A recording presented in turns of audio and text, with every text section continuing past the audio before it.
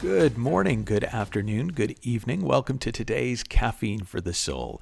This week, all week, I'm in conversation with my friend, best-selling author Jamie Smart. We're talking about his new book, Results.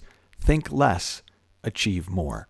And specifically today, we talk about what's the source of results? Like, where is it that results come from?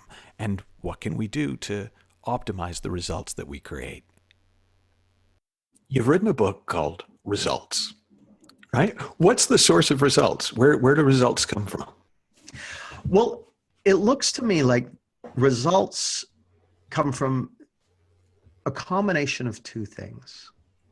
One is from creativity, from insights, from ideas, from, oh yeah, I'd like to do that, or something that you're inspired to do or that makes sense to you. So that's part of it. You could call that the spark of results. That's what gives you a direction or gives you a sequence or whatever it might be. And then the other piece of it typically is some kind of action. Some kind of action. Now, oftentimes that action can be quite subtle. It doesn't have to be, I hear some people talk about, you have to work your face off. Well, not necessarily. Sometimes I do. Sometimes I work my face off. And other times I take it relatively easily, so it's not like there's one mode or method or anything like that. But it looks to me like results come from the combination of clarity and action. And the action it's not about, it's one of the things I've often heard people say, I get inspired and I think this is the right direction to go in. And then the next day I don't feel inspired. And so I stop. But what I've noticed again and again and again with people who can create the results that matter to them, inspiration is sort of like a beacon. It's a direction finder. It gives you an idea of where you're headed, but it's not a means of travel. It's somewhere to aim for, but you don't have to stay inspired every minute of the day to create results. And what I find myself is often people will, remember, our feelings are telling us about thought in the moment. So they're not telling us about the result we're trying to create or our capacity to create them or what we're like as a person. They're not telling us about that. They're just telling us about the ebb and flow of our thinking. So you don't even, in my experience, you don't even need to be in the right state to create results. You just need to know what direction you're heading in and what the next step, you need to take the next step. So this might sound like a ridiculously basic question, but I often have clients come to me and they'll say, okay, this is what I want to create. And I can tell that they're lying. Yeah. To themselves, not to me. But I can tell that they they sound very certain, but it's coming from somewhere very weird in them. Like when you sit down with somebody who wants to create a result, what is it that you do to help them find the kind of clarity that does lead to action as opposed to the kind of clarity that just leads you down a rabbit hole? Yeah. So, it's interesting, actually. I start the book with a question. And the question is, what's the number one result that you believe would have the biggest positive impact in your life? And the reason I ask that question is that question really tends to focus the mind.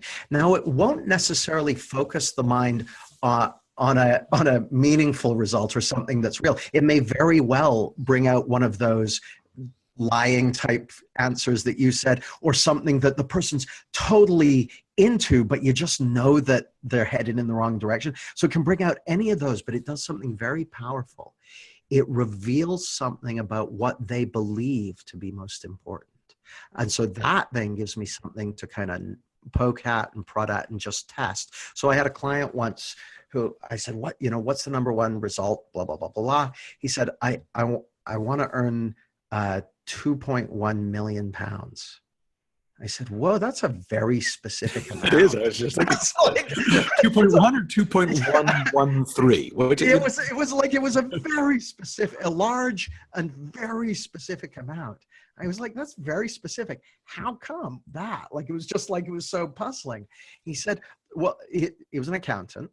He said, well, I've worked out that that's the amount I would need in order to feel secure.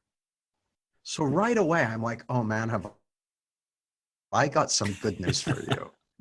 Because it had been very obsessing for him. That whole idea that he needed to achieve that figure on his savings account before he could have a feeling of security.